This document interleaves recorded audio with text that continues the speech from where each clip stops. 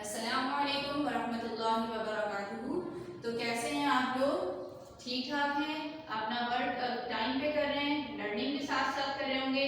अच्छा जी, जिन स्टूडेंट्स ने अपना काम जो है वो कंप्लीट नहीं किया है या लर्निंग भी नहीं की है, उनके पास फिर थोड़ा वक्त बचा है, मौका है, शाबाश, उसे जल्दी जल्दी कंप्लीट कर लें। और जो बच्चे कर चुके हैं उनके लिए गुड। अच्छा जी, मुझे बताइए, हम अपने प्रीवियस लेक्चर में डिस्कस कर चुके हैं डिफरेंट सिस्टम्स को, डाइजेस्टिव सिस्टम और रेस्पिरेटरी सिस्टम। हमने इसके अलावा क्या डिस्कस किया था कि जो बेसिक नीड है लिविंग ऑर्गेनिज्म की, वो हमने देखा था वो क्या क्या थी, फूड, एयर एंड वाटर। अब आप मुझे बताइए कि फूड भी कैसी, लिविंग ऑर्गेनिज्म के लिए जो फूड है वो कैसी होनी चाहिए। हम बात कर चुके हैं वो बैलेंस डाइट होनी चाहिए, बैलेंस फूड होनी चाहिए। अगर हम फूड बैलेंस ना लें या ये जो फूड हमारे पास बैलेंस अमाउंट में मौजूद होती है, इसका हमारी हेल्थ से क्या रिलेशन है, ये क्या ताल्लुक है। तो जी आज हमारा टॉपिक भी यही है कि फूड एंड हेल्थ, यानी फूड और हेल्थ का आपस में क्या ताल्लुक है। तो बेटा आप लोग जैसे कि जानते हैं कि अगर हम फूड बैलेंस अमाउंट में लेंगे, बैलेंस डाइट लेंगे, तो हम कैसे रहेंगे, हेल्दी रहेंगे, एक्टिव रहेंगे। लेकिन अगर हमारा फूड बैलेंस अमाउंट में नहीं होगा तो उससे क्या हो जाएगा, हम मुख्तलिफ किस्म की बीमारियों का शिकार हो जाएंगे।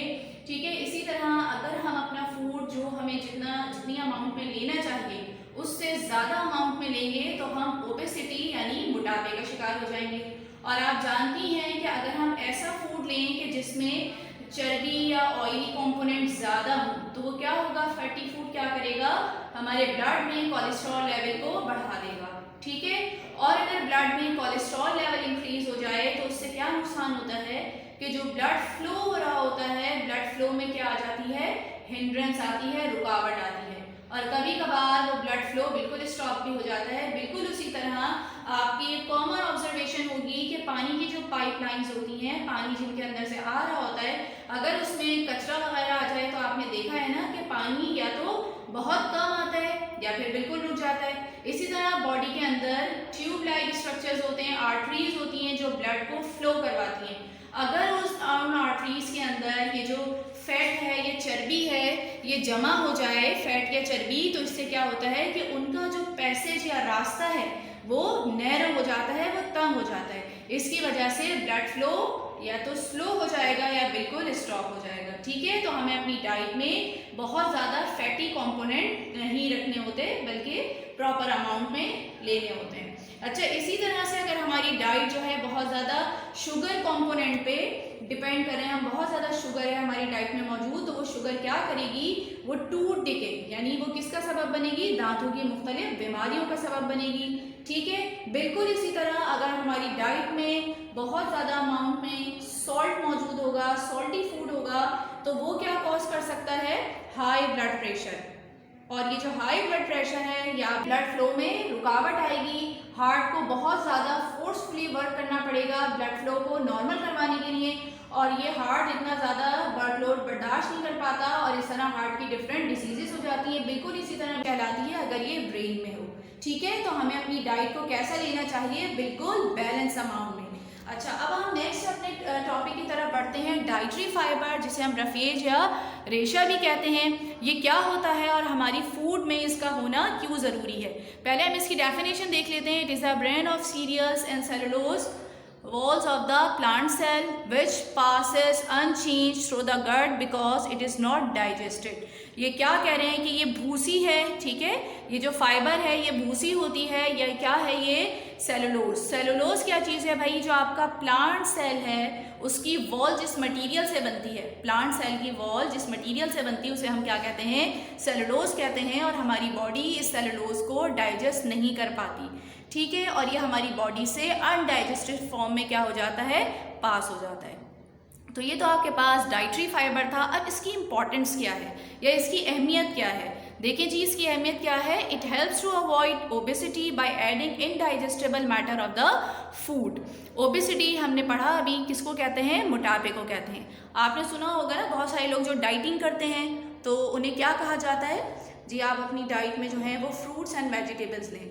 आपको पता है कि फ्रूट एंड वेजिटेबल्स क्या हैं, प्लांट प्रोडक्ट हैं। उनके अंदर क्या मौजूद है, सेलुलोज मौजूद है, जो क्या होगा, डाइजेस्ट नहीं होगा। ठीक है, वो बल्कि बॉडी से अनडाइजेस्टेबल फॉर्म में पास आउट हो जाएगा। तो इस तरीके से जो आपका रफेज है वो क्या करेगा, या सेलुलोज क्या करेगा कि आपको ओबेसिटी से बचाएगा।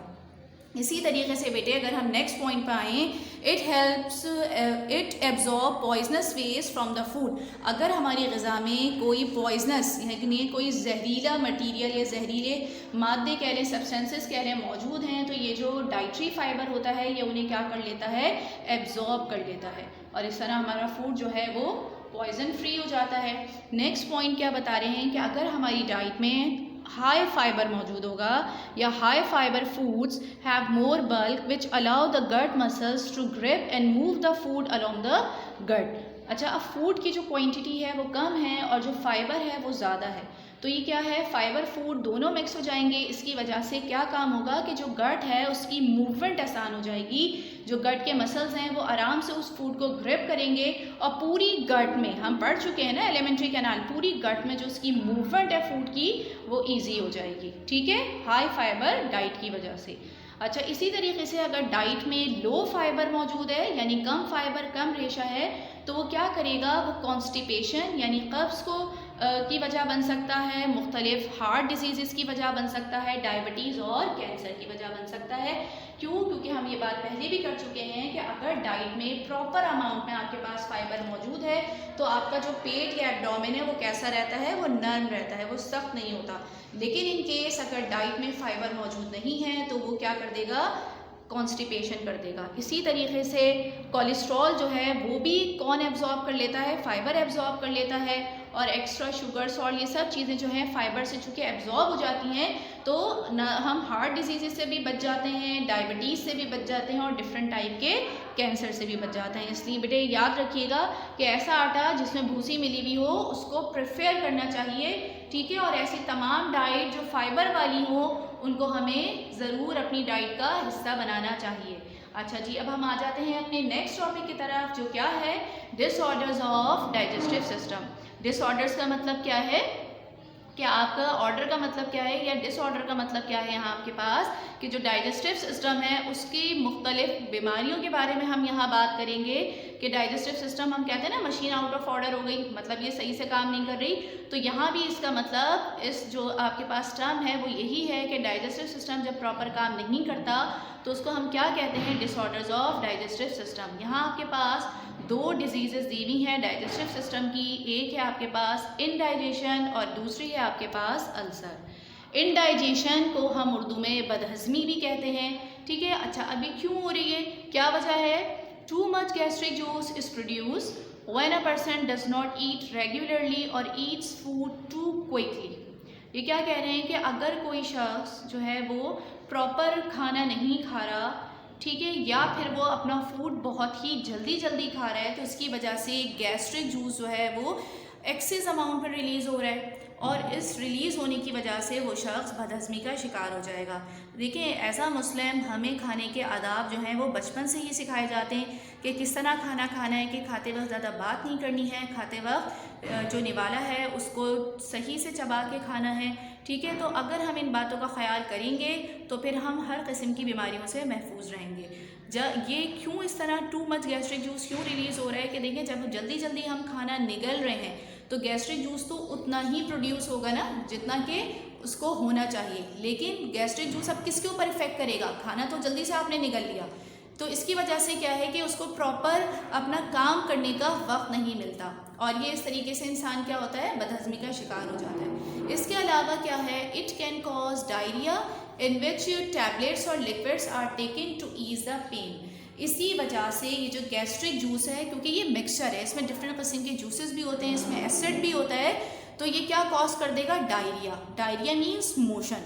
ठीक है, बदहज़मी की वजह से आपने देखा होगा ना अक्सर कि मोशन हो जाता है, मोशन हो जाते हैं और तबीयत जो है वो अजीब सी हो जाती है, तो ये डायरिया कॉज होगा। और इससे मतलब रिलीफ के लिए या क्या है कि डायरिया में क्या दिया जाता है, फिर टैबलेट्स दी जाती हैं या मुख्तलिफ़ किस्म के लिक्विड्स दिए जाते हैं जो क्या करते हैं कि जो एकदम सीने में जलन सी हो रही है, बिल्कुल आपने देखा होगा जो स्टमक का अपर पार्ट है उसमें जलन शुरू हो जाती है, तकलीफ़ शुरू हो जाती है स्टमक में, तो फिर उसको ख़त्म कराने के लिए हमें पेन किलर दिए जाते हैं, डिफरेंट किस्म की मेडिसिन दी जाती हैं। ठीक है। ईज पेन का मतलब यही है कि वो जो तकलीफ़ है आपकी उसको ख़त्म करने के लिए।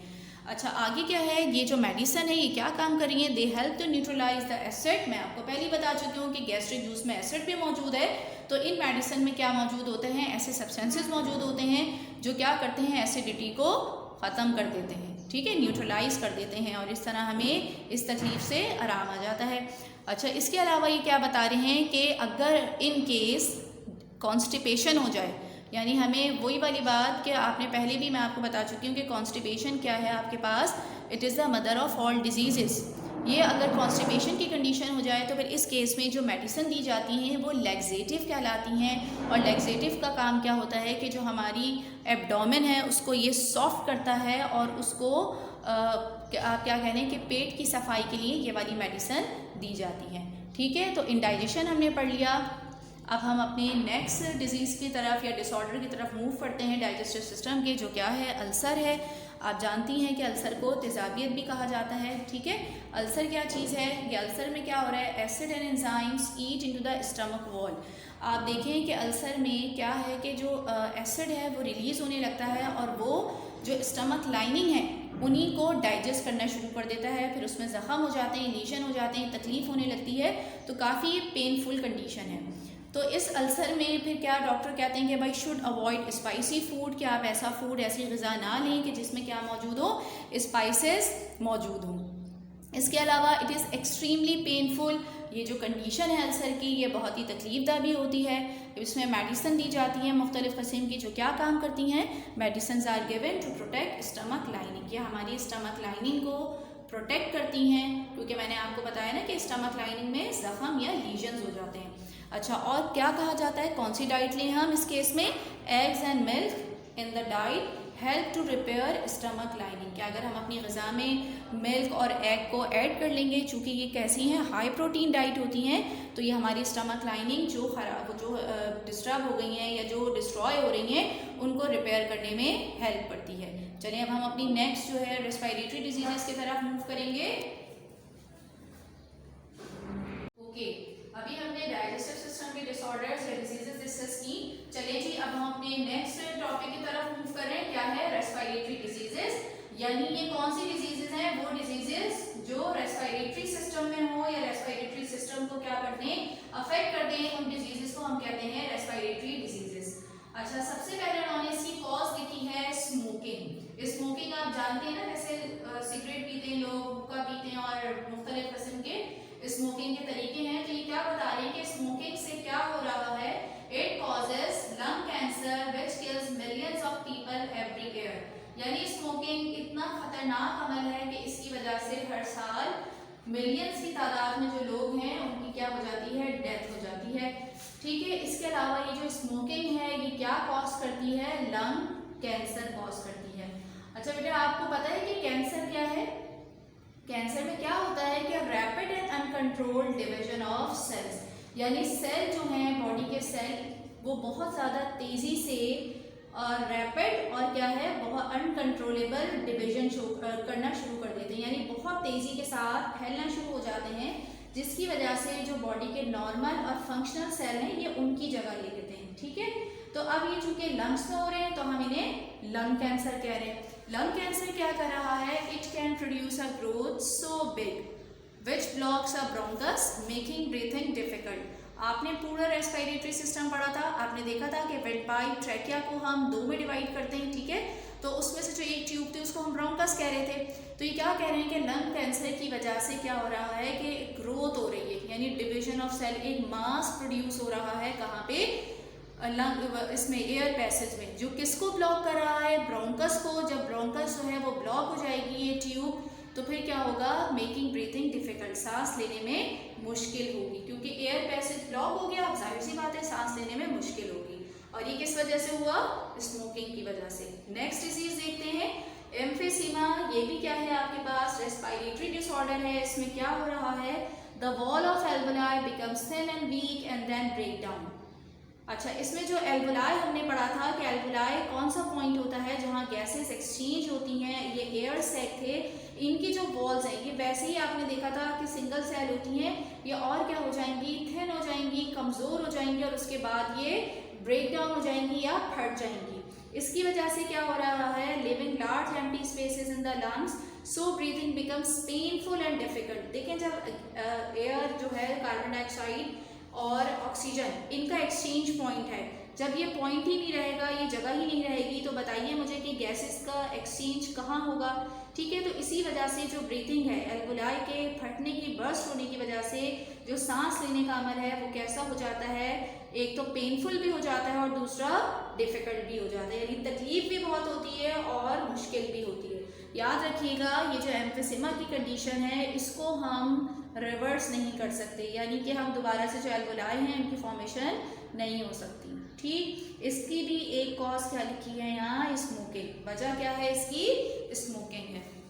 अच्छा, नेक्स्ट हम आगे बढ़ते हैं। नेक्स्ट क्या है हमारे पास, थर्ड, ब्रोंकाइटिस। ब्रोंकाइटिस क्या है, it is the inflammation of air passage in the lungs. फिर इन्फ्लेमेशन, आपके आमतौर से चोट लगी, आपने देखा होगा ना, जिस जगह चोट लगती है वो जगह फूल जाती है, रेड हो जाती है, सॉइल हो जाती है, तो इन्फ्लेमेशन हम इसी को कहते हैं। It is the inflammation of air passage in the lungs, कि जो एयर पैसेज है वहाँ इन्फ्लेमेशन हो जाएगी और एयर जो है वो लंग्स तक नहीं पहुँच पाएगी। ठीक है, it reduces the ability of the lungs to absorb oxygen. अब क्या हो रहा है भाई, कि रिड्यूस का मतलब है कम होना। This reduces the ability of the lungs to absorb oxygen, यानी जो ऑक्सीजन की एब्जॉर्प्शन है लंग्स में वो क्या हो जाएगी, कम हो जाएगी। और इसकी भी जो कॉज बता रहे हैं वो क्या बता रहे हैं, एक तो बैक्टीरिया है, बैक्टीरिया भी इन्फ्लेमेशन कॉज करता है, ब्रोंकाइटिस कॉज करता है, और दूसरा क्या, जो लोग स्मोकिंग करते हैं तो उनकी भी जो ब्रोंक्यूल्स हैं वो कैसी हो जाती हैं, इन्फ्लेम हो जाती हैं या वहाँ इन्फ्लेमेशन हो जाती है। ठीक, अच्छा जी, अब हम इन जो हमने अभी डिजीजेस पढ़ी कि लंग कैंसर है, एम्फिसीमा है, ब्रोंकाइटिस है, उसको हम उससे किस तरह बच सकते हैं या उसकी ट्रीटमेंट क्या है ये हम पढ़ लेते हैं। Prevention and treatment of respiratory diseases. अच्छा, पहले यहाँ उन्होंने कॉजेज़ का, जनरल कॉजेज़ का जिक्र किया है कि क्या क्या है, inhaling disease, germs, dust, chemical, fumes and vapours. कह रहे हैं कि अगर हम सांस के ज़रिए जो क्या कहते हैं जर्म्स हैं डिफरेंट, वो हम हमारी बॉडी में एंटर हो जाएं, या डस्ट पार्टिकल एंटर हो जाएं, या मुख्तलिफ़ किस्म के केमिकल्स एंटर हो जाएं, या धुआं है या वेपर्स हैं, तो इन सब के साथ चूँकि जर्म्स मौजूद होते हैं तो वो सांस के ज़रिए हमारी बॉडी में एंटर होंगे और जाहिर सी बात है कहाँ जाएंगे, हमारे रेस्पिरेटरी ट्रैक में जाएंगे। अब हम उससे किस तरह बचें या क्या करें। नंबर 1 है मेंटेन योर फिज़िकल फिटनेस, कि सबसे पहले हमें क्या ख्याल रखना है, अपनी फ़िज़िकल फिटनेस का ख्याल रखना है, यानी प्रॉपर एक्सरसाइज करनी है, टाइम से सोना है, टाइम से उठना है, ठीक है, साफ़ सुथरे माहौल में रहना है, ये सब चीज़ें हमारी फ़िज़िकल फिटनेस में आ जाती हैं। नेक्स्ट वो क्या बता रहे हैं, ईट नरिशिंग एंड बैलेंस मील्स। अभी हम मुस्तकिल बार बार बात करें किसकी, बैलेंस डाइट की। तो कह रहे हैं हमें कैसी ग़िज़ा लेनी है कि जो हमें नरिशमेंट दे, जो पूरी की पूरी कैसी हो, बैलेंस फॉर्म में हो, ठीक है, जो हमें ग़िज़ाइयत दे और बिल्कुल हमारे अकॉर्डिंग हो, उसमें तमाम कंपोनेंट ऑफ फूड मौजूद हों ताकि हमारी इम्यूनिटी स्ट्रॉन्ग रहे और हम मुख्तलिफ बीमारियों से लड़ने के काबिल रहें। नेक्स्ट पॉइंट है avoid over crowded and badly ventilated places. ऐसी जगहों पे जाने से जो है बचना चाहिए, रहने से बचना चाहिए जो कैसी हो, ओवर क्राउडेड हो, जहाँ रश बहुत ज़्यादा हो, जहाँ वेंटिलेशन का प्रॉपर इंतज़ाम ना हो, तो ऐसी जगह भी क्या है, रेस्पिरेटरी डिजीज़ की वजह बन सकती हैं। और आपको पता है रेस्पिरेटरी डिजीज़ में बीमारियाँ जो हैं वो सांस की बीमारियाँ हैं, तो वो अगर कोई पर्सन वहाँ इन्फेक्टेड है यानी उसको कोई डिजीज़ हुई भी है रेस्पिरेटरी, तो फिर फैलने का भी चांस होता है। ठीक, नेक्स्ट वो क्या बता रहे हैं कि अगर अल्लाह ना करे कोई बीमारी ऐसी हो जाती है, उस केस में हमें क्या करना है, antibiotics can be prescribe to cause severe infection. तो आपका जो डॉक्टर है वो antibiotics can be prescribe to cure severe infection. बेटे मैंने उसको गलत पढ़ दिया था, क्योर है, ठीक है। तो अच्छा, इस केस में आपका जो डॉक्टर है वो आपको एंटीबायोटिक्स यानी मेडिसिन जो है वो प्रेस्क्राइब करते हैं, जो हमें क्या करनी होती हैं, इन इन्फेक्शन को ख़त्म करने के लिए, इनको क्योर करने के लिए खानी पड़ती हैं। तो ये पूरा आपका चैप्टर था। उम्मीद है कि आपको ये टॉपिक, ये पूरा यूनिट अपना अच्छी तरह समझ में आ गया होगा। अच्छा जी, अब हम होमवर्क की तरफ चलते हैं। हम होमवर्क पहले कर चुके हैं, ठीक है, ये चैप्टर पूरा हमारा अल्हम्दुलिल्लाह फिनिश हो गया है, कंप्लीट हो गया है। अब आपने रिवाइज करना है यूनिट नंबर 2, यानी आपने इसमें जो डाइजेस्टिव सिस्टम और रेस्पिरेटरी सिस्टम था, जितने भी क्वेश्चन इसमें मौजूद हैं बेटे, उसे आपने लर्न कर लिया है। बस उन्हीं को अब अच्छे तरीके से आप दोबारा क्या करेंगी, याद करेंगी। नेक्स्ट वीडियो तक अल्लाह हाफिज़।